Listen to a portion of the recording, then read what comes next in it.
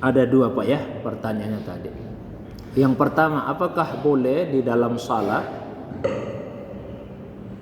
setelah selesai membaca tasyahud, kemudian kita membaca doa-doa, dan salah satu doa yang dibaca itu adalah Sayyidul Istighfar, penghulunya istighfar.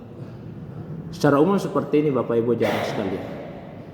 Rasulullah sallallahu alaihi wasallam pernah didatangi oleh seorang sahabat. Sahabat ini biasa ikut salat di belakangnya Mu'az bin Jabal. Ini makmumnya Mu'az bin Jabal. Karena Mu'az bin Jabal termasuk salah seorang sahabat yang diizinkan oleh Nabi sallallahu alaihi wasallam untuk menjadi imam di kaum beliau. Ya, kalau bahasa kita sekarang kira-kira ya di kompleksnya lah tempat tinggalnya. Ini ada sahabat datang ke Nabi, lalu dia mengeluhkan keadaannya. Ya Rasulullah, saya itu tidak bisa berdoa seperti doanya Mu'az. Saya juga tidak bisa berdoa seperti doa Anda ya Rasulullah. Doanya kan bervariasi, ya ganti-ganti. Saya tidak bisa menghafal doa-doa itu. Lalu Nabi bertanya, kalau kamu berdoa, apa yang kamu minta kepada Allah? Kata sahabat tadi, saya itu kalau berdoa ya Rasulullah, saya cuma minta dikaruniai surga, minta dijauhkan dari neraka. Itu saja yang saya minta ya Rasulullah. Maka Nabi jawab, sekitar itu juga yang saya baca dan dibaca Mu'az, yang saya minta dan diminta Mu'az. Kan pada intinya, ketika seseorang itu berdoa, intinya dia meminta kebaikan dan memohon agar dijaga, dilindungi dari keburukan. Ya bentuk kebaikan itu, kalau yang indrawi ya surga, dan bentuk keburukan itu ya neraka. Sekalipun kalau kita ingin meminta yang lebih tinggi levelnya daripada surga tersebut, yaitu meminta keridhaan Allah Subhanahu wa taala. Ya untuk orang awam seperti yang bertanya tadi, Nabi sampaikannya sekitar itu juga lah yang saya minta dan diminta oleh Mu'az. Artinya berdoa itu di dalam salat Pak ya, apakah di sujud atau setelah tasyahud, kita boleh berdoa yang mana saja. Ya. Ud'u Allah bima syi'ta. Berdoalah kepada Allah sesuai dengan yang engkau kehendaki. Hanya ulama kemudian membuat rincian Pak. Dibuat rincian. Apabila doa itu ma'surat, ada asarnya, ada riwayatnya di dalam hadis. Apalagi kalau doa-doa itu doa-doa yang ada di dalam Al-Quran, asal bukan yang khususiannya Nabi Pak ya, bukan kekhususannya Nabi sebagai mukjizatnya. Nah, kalau doa-doa itu ada di Al-Quran, ada di hadis, maka kita boleh membaca doa itu. Seperti misalnya ada yang mau membaca Rabbana atina fid dunya hasanah wa fil akhirati hasanah wa qina adzabannar. Kan ada di Al-Quran, surah Al-Baqarah Pak ya. Itu bagian dari cerita mulai dari Al-Baqarah 200 sampai seterusnya. Ya, dikutiplah doa tadi. Atau misalnya ada yang membaca doa yang terdapat di awal-awal surah Ali Imran, Rabbana la tusi qulubana ba'da idh hadaitana wa hab lana min ladunka rahmah innaka antal wahhab. Boleh kita membaca. Termasuk juga membaca doa yang terdapat di dalam hadis. Sayyidul Istighfar itu doa ada di dalam hadis. Riwayat Bukhari.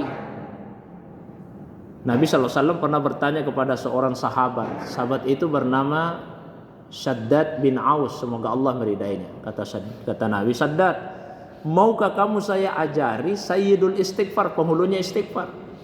Kalau kamu baca ini satu kali pagi, terus kamu meninggal antara pagi sampai sorenya, kamu penghuni surga asal yakin isinya benar. Kamu baca ini satu kali sore, terus kamu meninggal antara sore sampai pagi, penghuni surga asal yakin isinya benar. Kata Shaddad, ajari saya ya Rasulullah. Nabi kemudian mengajarkan Pak Sayyidul Istighfar itu. Allahumma anta rabbi la ilaha illa anta khalaqtani wa ana abduka wa ana ala ahdika wa wa'dika mastata'tu a'udzubika min syarri ma sana'tu abu'u laka bi ni'matika alayya wa abu'u bi dzambi faghfirli fa innahu la yaghfirudz dzunuba illa anta. Ya Allah, Engkau lah Tuhanku, tidak ada Tuhan kecuali Engkau ya Allah. Engkau lah yang telah menciptakanku, saya ini hambamu. Saya akan penuhi perjanjian denganmu, saya akan penuhi janjiku kepadamu. Saya berlindung kepadamu ya Allah dari kejahatan yang sudah saya lakukan. Saya datang menghadap kepadamu membawa pengakuan atas nikmat yang telah Engkau karuniakan kepadaku. Dan saya datang kepadamu ya Allah membawa pengakuan atas dosa-dosaku. Maka ampunilah dosaku itu.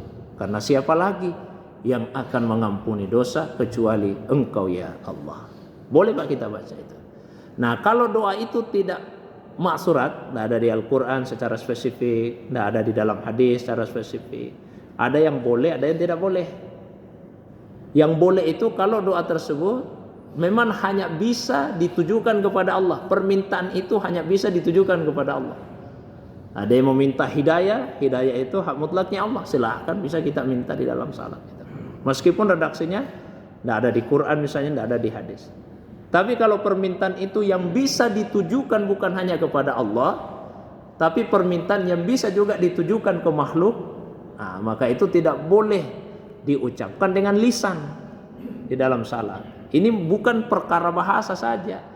Kan biasa dia mengatakan kalau bahasa Indonesia tidak boleh diucapkan lisan, kalau bahasa Arab boleh. Bukan masalah bahasa saja. Dilihat juga kandungannya. Meskipun pakai bahasa Arab, tapi kalau kandungannya itu yang bisa diminta juga kepada makhluk, kepada manusia, tidak boleh. Nah, misalnya ada orang salat Pak, terus dia membaca seperti ini, membaca ya, pakai bahasa Indonesia. Ya Allah beri saya mobil yang baru. Bisa tidak kira-kira seperti itu Pak? Dan salam saat ini, selesai tasawuf atau dalam sujud, terus dia ucapkan dengan lisannya, ya Allah beri saya mobil yang baru. Bisa tidak? Tidak Pak ya? Nah, tidak. Tapi karena dia pandai bahasa Arab, dia terjemahkan doa itu ke bahasa Arab. Terus dia ucapkan, Allahumma a'tini sayyaratan jadidatan. Kira-kira jadi boleh tidak? Pakai bahasa Arab ini Pak. Tetap tidak boleh. Jadi bukan hanya perkara bahasa, isinya juga. Kenapa tidak boleh? Karena minta mobil itu bisa sama manusia juga. Dikasihkan dulu mobil yang baru. Nah, kan bisa Pak. Tidak bisa kita dalam salat itu misalnya meminta, ya Allah, ini contoh ada di kitab fikih Pak, makanya saya sebutkan juga. Ya Allah nikahkanlah saya dengan perempuan ini. Nah, tidak boleh Pak seperti itu. Di kitab fikih itu disebut pakai bahasa Arab. Allahumma zawwijni bi fulana. Ya Allah nikahkan saya dengan perempuan ini. Tidak boleh Pak. Bukan yang sudah punya istri saja yang tidak boleh. Biar belum punya istri Pak, tidak boleh juga minta begitu di dalam salatnya. Kalau permintaan yang seperti itu Pak, boleh kita ucapkan, boleh kita baca dalam salat, tapi hanya di dalam hati saja. Nah, itu untuk pertanyaan yang pertama. Allahu a'lam.